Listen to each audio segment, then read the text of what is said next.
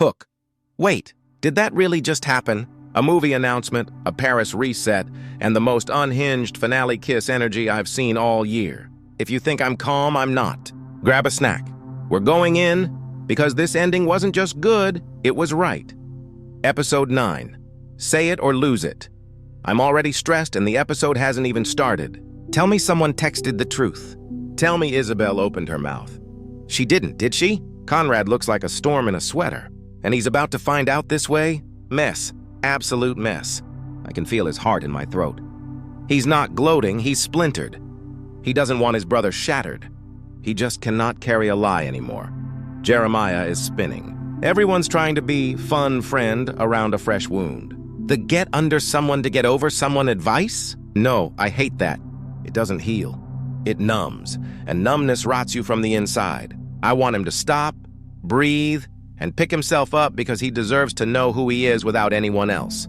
Stephen is a live wire, and honestly, I get it. He's furious at Conrad and protective of Belly. But I wish he saved a little outrage for the new information that's about to drop.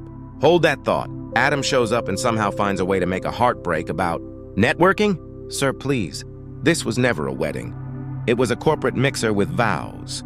Laurel wasn't perfect this summer, but parenting isn't customer service, and she chose to be a mom, not a brand. And then, silence. Belly runs. Paris. It's the perfect kind of wrong. Impulsive, terrifying, necessary. She wants a student life that doesn't exist yet. She's a tourist with a suitcase full of plans and no visa, and the school says she missed the deadline. The man at the counter shrugs like he didn't promise a seat weeks ago. Are you kidding me? You don't yank a door open and then slam it shut when someone's already on the threshold. Belly's bag gets snatched in a blink.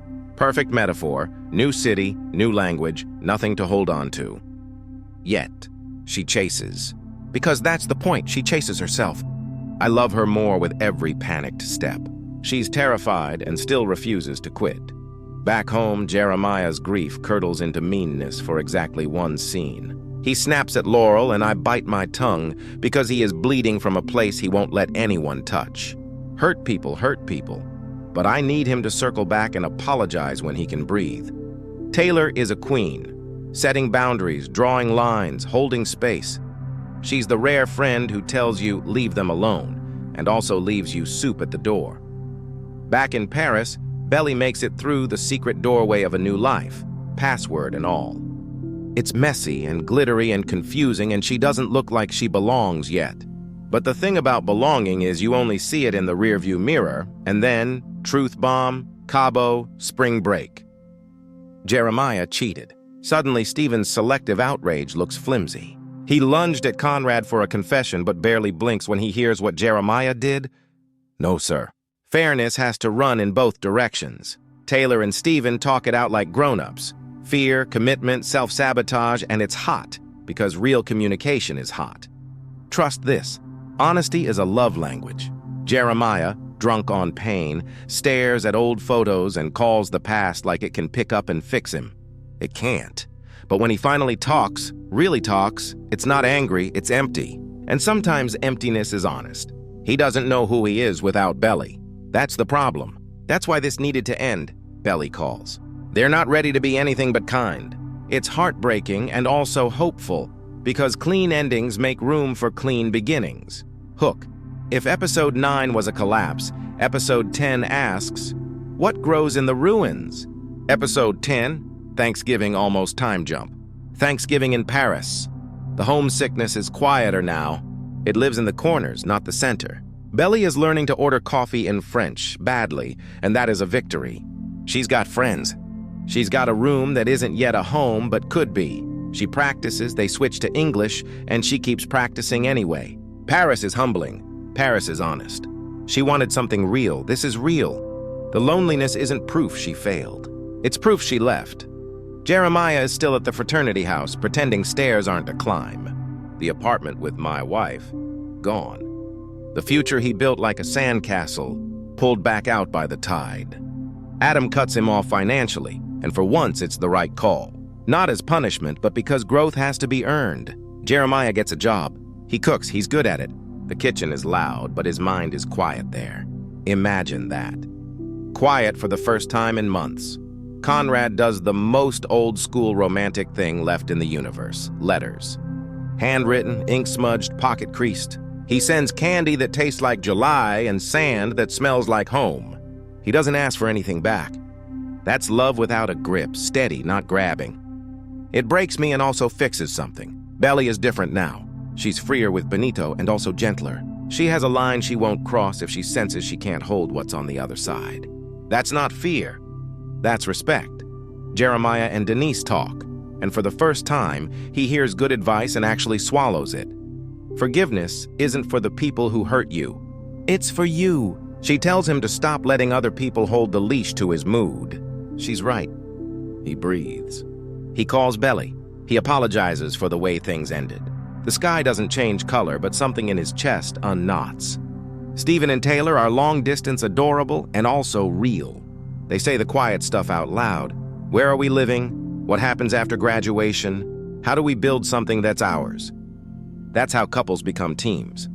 Belly thinks about staying in Paris longer. The thought used to scare her. Now it fits. Laurel doesn't push her guilt. She just says, if you're happy, I'm happy. That kind of parenting is a soft place to land. Conrad sees a necklace on someone else's throat and realizes the universe has a sense of humor and zero bedside manner. He writes another letter anyway. He is stubborn in the exact right way. Hook. Episode 10 is a slow inhale before a scream, because Episode 11 is going to knock on Belly's door in the middle of the night. Episode 11, under the same moon, he's here. He is literally at her door. Paris with its blue mornings and rude pigeons and perfect bread, and Conrad Fisher is on the doorstep like a painfully beautiful plot twist. Belly's hair is shorter. She looks older and lighter, and he smiles like someone's finally turned on the lights. She doesn't invite him in. Not yet. Boundary. Grace. I love this for her. They do the tourist thing. Double-decker bus, galleries, rooftops where the city looks like a photograph someone breathed on. Conrad pretends to admire paintings, but he's looking at her like she's the exhibit. And honestly, he's not wrong. Back home, Jeremiah is making magic on a stovetop while Adam watches. Actually proud this time, and I needed that scene more than I expected. Not because Adam is redeemed, but because Jeremiah isn't a boy. He's a man who can stand in front of heat and not flinch. Belly brings Conrad to meet her friends and Benito, who hides a flicker of jealousy in a joke that almost lands. They learn Conrad is not a myth. He's quiet and kind and not trying to win. He brought sand. Sand! Who does that? Someone who remembers the exact color of the ocean the day you first learned how to be happy. They dance. It's awkward at first, like putting on last year's sweater and realizing it still fits, but in a new way. They talk about villains and guilt and the cosmic lie that it was Conrad's job to save everyone from their pain. It wasn't. It never was. Meanwhile, Stephen and Taylor have the fight that births a decision. California. Together. Not for you, but with you. There's a difference big enough to live in. Back in Paris, Belly and Conrad are a soft avalanche. Laughs, glances, silence that feels like home. They end up with their faces too close and their history closer. That rooftop air tastes like a dare, and then finally a choice. Not a stolen moment, not a panic kiss to outrun fear. A decision. Back at her place, they don't sprint. They arrive. The tenderness is loud. It's years of wanting distilled to touch. It's not about proving anything. It's about recognition. Oh, there you are. I've been looking for you. The sun finds them at 4 a.m. There's a conference train with his name on it, and for a second, you can see the version of this story where he leaves because he thinks he should. Belly doesn't ask him to stay. She doesn't owe him that. He doesn't ask her to follow. He doesn't want her to hand him her life like a souvenir. They eat breakfast that tastes like big feelings and bad timing. The fear crawls in. Did we only come back to each other because of grief? Would you have loved me if life hadn't barged in with its terrible timing? The questions are ugly and honest and necessary. Conrad answers like a grown man. He doesn't throw promises like confetti. He says the thing that matters. I love you, and it has nothing to do with what anyone wanted. Not my mom, not the universe, not destiny. It's not a story I heard. It's a truth I found. He leaves for the train because sometimes the brave thing is to not push. He gives the day back to her. He makes space, belly runs. Of course she does. Not away, toward. She buys a ticket with shaky hands and a steady heart, finds his carriage, and drops the line that erases every maybe. Every version of me chooses you. She wears the necklace. She doesn't hide it. She claims it. Back home, everything glows in the aftermath. Jeremiah is good at cooking and good with Denise, and that combination looks suspiciously like happiness. Stephen and Taylor decide to be brave together. Laurel plans hypothetical Italian summers and laughs at herself for dreaming too loudly and then dreams anyway. The grief is still there, but it's quiet. The love is louder. Belly and Conrad go to cousins in winter. The sky is crisp. The porch knows their footsteps. They walk in like people who earned this. Because they did. Hook, final. You wanted closure? Here it is. Not a slammed door, but one held open. Not a triangle, but a path. Not a girl running away, but a woman running toward the life that fits. Roll credits, cue the movie. Because this ending isn't an ending at all. It's a beginning with receipts.